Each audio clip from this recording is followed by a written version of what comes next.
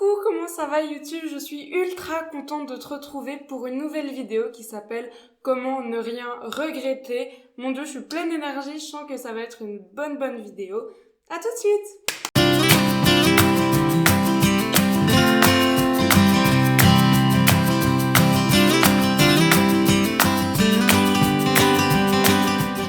Donc, si t'es atteint d'anxiété, ou en tout cas que t'es un tout petit peu comme moi, très clairement, ça t'est déjà arrivé de laisser une opportunité filer sous le nez juste à cause de ton stress. T'as directement refusé alors que peut-être que c'était cool, peut-être que t'aurais vraiment passé un bon moment en fait.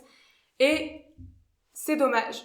Donc, dans cette vidéo, on va voir qu'est-ce que tu peux faire pour éviter que ça réarrive en fait. Donc, le concept, c'est de voir comment est-ce qu'on peut réussir à te faire ne pas avoir de regrets sans aller contre ta personnalité, qui est donc plutôt réservée, plutôt en mode « Oh, je crois pas que je vais faire ça ».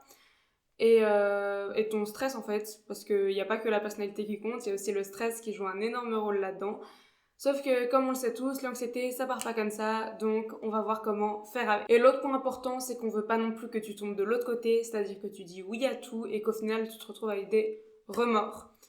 Donc c'est parti, pour ça, j'ai un peu deux gros conseils à te donner. Donc le premier, c'est de changer tes habitudes de non automatique en fait. Parce que pour l'instant, ce que tu fais, c'est que dès que tu as une opportunité qui se présente à toi, dès que tu as une opportunité qui se présente à toi, au lieu de te poser calmement et de réfléchir, tu vas automatiquement dire non parce que directement tu vas commencer à penser oh mon Dieu, c'est chaud, ça va être compliqué, je stresse déjà d'avance, autant dire non. Sauf que c'est pas comme ça que tu vas arrêter d'avoir des regrets. Ce que je te conseille, J'ai un peu du mal à parler, je suis tellement contente de te retrouver et de faire ce truc de 5 vidéos par semaine que je bafouille un peu. Enfin, pas que je bafouille, mais dans ma vie normale, je parle ultra vite. Et du coup, là, j'ai un peu envie de faire la même chose. Mais je me calme. Donc, mon conseil, c'est de te donner l'occasion, en fait, de dire oui et de tester, de faire tes expériences avec des gens en qui tu as confiance. Donc, des proches, des amis, ta famille. La prochaine fois qu'un d'eux vient avec une opportunité, tu testes, tu dis oui, tu vois comment ça se passe, c'est tranquille. Comme c'est tes potes, tu sais que t'es jamais obligé de rien. Tu peux toujours partir, ils comprendront. C'est ça en fait, il y a personne qui va te retenir si tu te sens mal. Juste pars en fait. Le concept c'est de faire des baby steps. Donc voilà, là tu dis oui, tu testes un peu les autres, tu vois comment ça marche et éventuellement tu continues si tout se passe bien. Après il y a aussi le concept de de réfléchir. C'est-à-dire qu'au lieu de dire non, tu vas réfléchir, tu vas faire un pour et contre. Est-ce que vraiment j'ai envie de faire ça? Est-ce que ça peut m'apporter quelque chose? Et si oui, eh ben t'acceptes. Mais parce qu'il faut pas non plus que tu tombes dans l'autre sens où sans réfléchir tu dis directement oui parce que tu te dis ah bah comme ça c'est la solution à mes problèmes, je n'aurai plus jamais de regrets de ma vie. Sauf que non, parce que là tu auras probablement plutôt du remords. Donc voilà, il faut en fait trouver un juste milieu.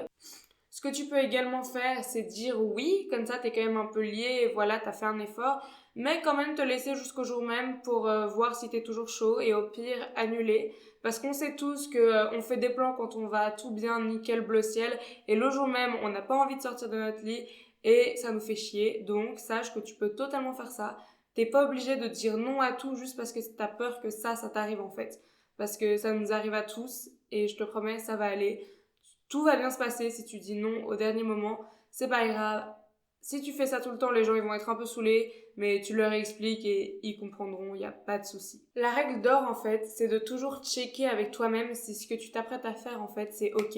Est-ce que tu penses que ça va te faire plaisir? Est-ce que tu penses que ça va être cool pour toi? Si oui, fonce! Et le deuxième point que je voulais aborder, c'est en fait justement pour si jamais tu fais quelque chose, non, si jamais tu fais pas quelque chose, tu dis non, et après tu regrettes, c'est pour éviter de transporter ce regret toute la semaine avec toi, tout le temps, en mode mon Dieu, j'aurais dû faire ça, parce qu'en fait, ça va rien t'apporter. Du coup, là, ce que je te conseille de faire, c'est de tous les soirs, tu te poses 5 minutes avant d'aller dormir et tu fais un petit bilan de la journée. Et s'il y a quelque chose où t'es là, putain, j'aurais dû faire ça, nanani, nanana, et bah tu prends le temps de t'occuper de tes émotions, de les accepter, de dire, ah bah voilà, là j'ai un peu loupé une opportunité, mais bon, on se regarde en face, ça va probablement revenir à un moment dans ma vie, donc cette fois-là, je sais qu'il faut pas que je laisse l'occasion partir, et je le ferai, et tout ira bien. Et là, pour l'instant, ça me sert à rien de garder ce sentiment pas cool, donc autant lâcher prise.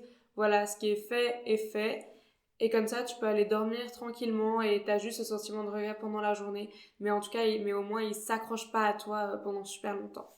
Du coup, voilà, c'était un peu les deux choses que je voulais te partager dans cette vidéo d'aujourd'hui. J'espère qu'elle t'a aidé, j'espère que tu l'as appréciée. Si oui, n'hésite pas à me le montrer en commentant et en aimant la vidéo. Tu peux t'abonner à ma chaîne si tu aimes bien ce genre de vidéos de développement personnel, de bien-être, de lifestyle, parce que moi, c'est vraiment ce que j'adore et c'est ce que je partage sur ma chaîne.